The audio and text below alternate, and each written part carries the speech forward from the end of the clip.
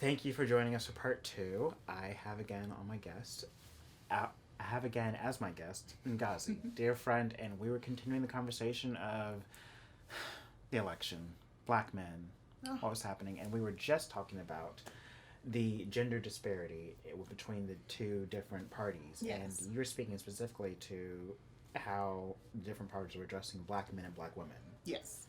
So I feel like black men messaging is really focused on the economics, right? How is the government going to either get out of the way or help you in building an economic, healthy economic situation for you yourself. You know, black men want to be self-sufficient. They don't want to rely on the government for housing and food and all of those things. Right. And that makes sense to me. But then you look at the policies and you're like, but these policies don't actually accomplish that goal for you. No. But they still show up. They still show up. And then, so I think this brings in what really set us off. Our rappers like Ice Cube with the 45 administration, or someone like Lil Wayne, who, you know what, I'm just going to say it, who was dumb enough to get a photo op, which is exactly what 45 wanted. Yes. Agreeing to the platinum plan. And then also 50 Cent mouthing off and saying, you know what, I'm all for the platinum plan because they're going to raise my taxes. Whew. Right. Which, granted, 50 has now since changed his mind because he was shamed by the community. Right. But, so here's my problem with the rappers coming out to now throw their hat in the ring. One, where were y'all 2 years ago when we were... Where was this energy? Where? Years ago. But also, you can't speak for the whole black community. Y'all have left us behind. Oh. 50 Cent, his whole problem was that Biden was going to raise his taxes. Lil Wayne's problem, Well, aren't you blessed to make over $400,000 a year? Most of us don't make that much money. So, I'm fine with him raising your taxes, baby. He's not raising mine. too. Right. So why would I support a candidate who is actually a direct threat to me? Right. 45's policies are a direct threat to the black community. They are. And our ability to live our everyday, day-to-day lives. Whereas Joe Biden's tax plan may or may not existentially be a threat to your economics, but I'm trying to think how many black Americans really make more than $400,000 a year.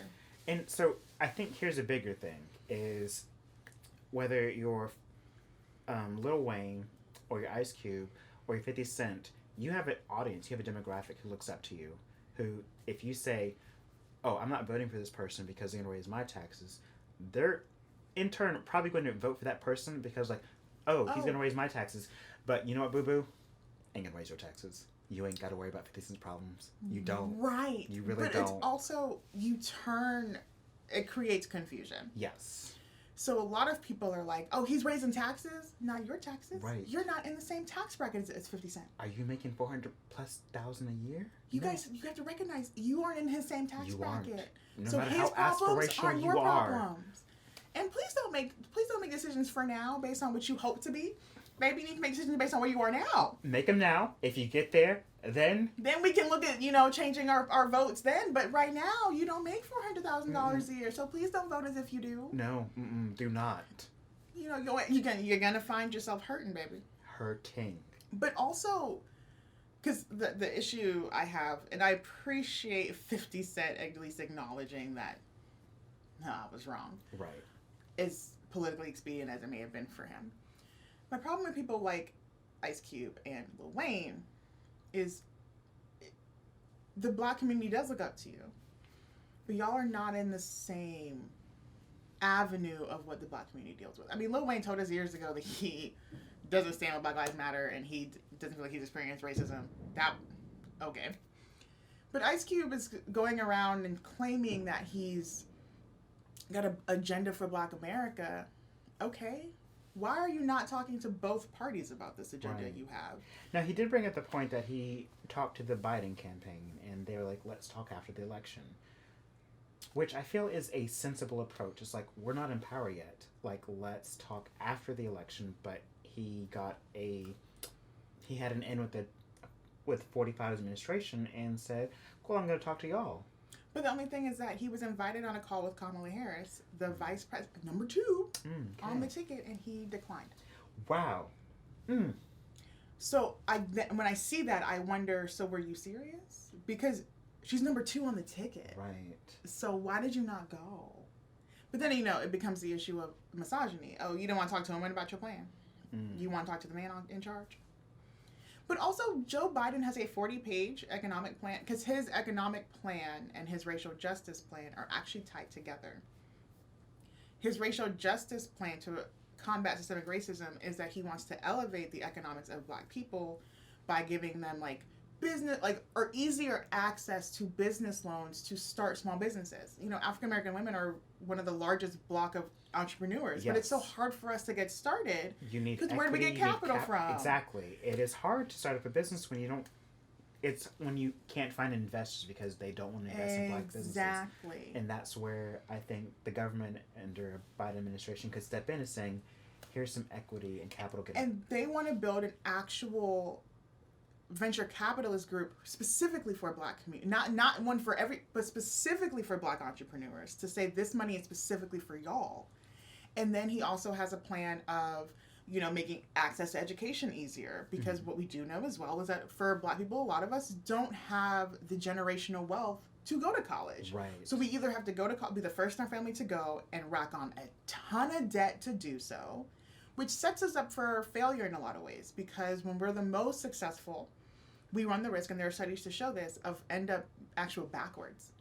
Because we will end up being the ones who've gone off to college, who have a higher paying job than the rest of our family.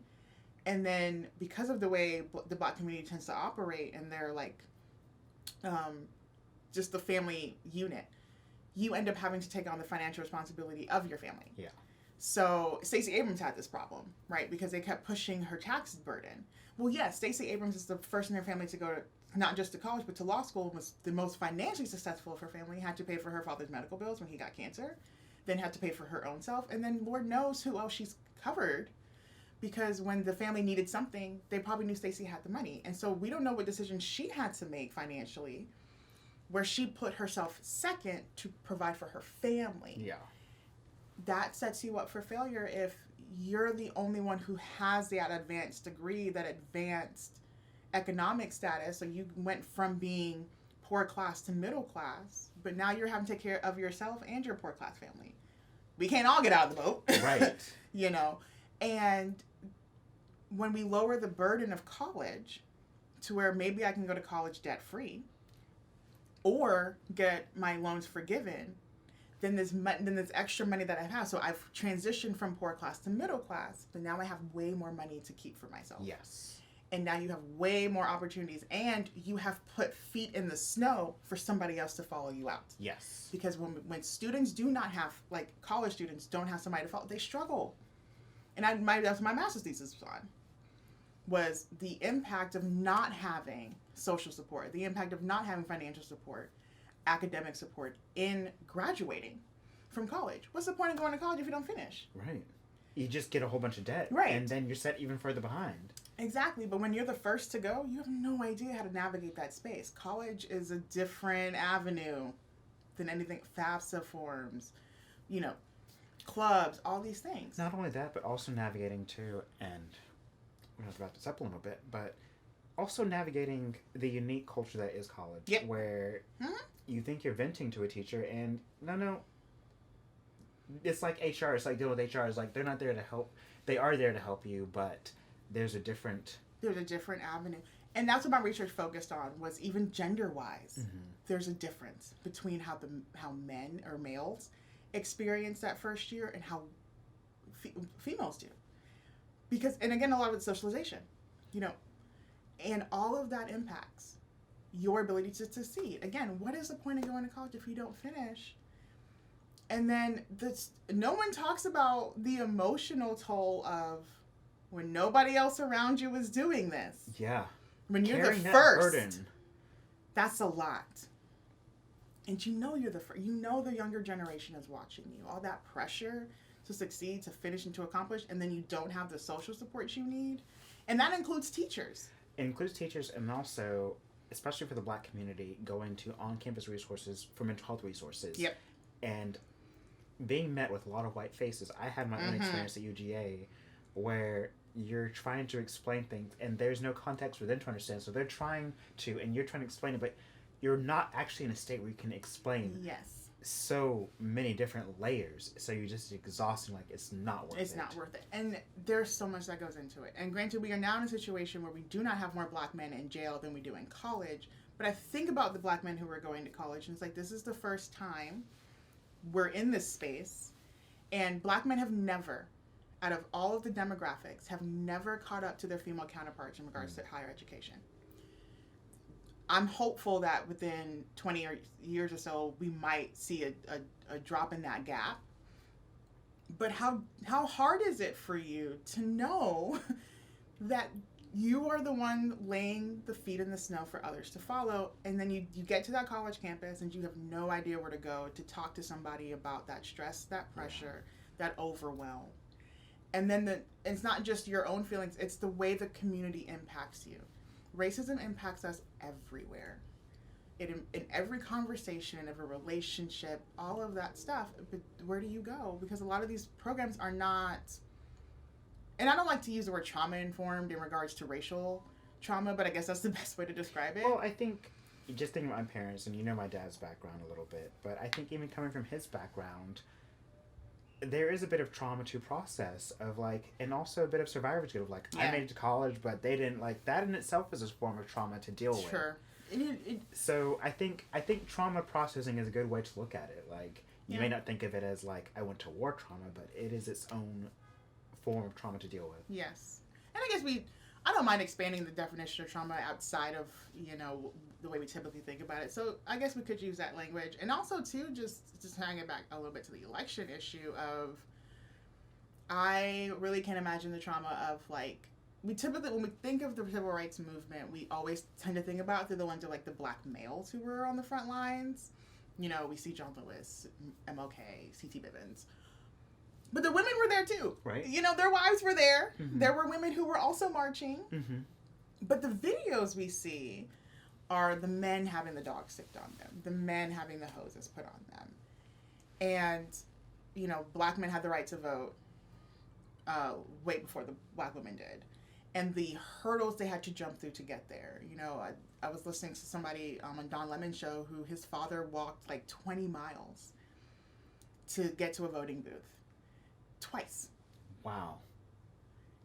And it's like, those stories, that is a form of trauma. It is. Right? And we pass that down.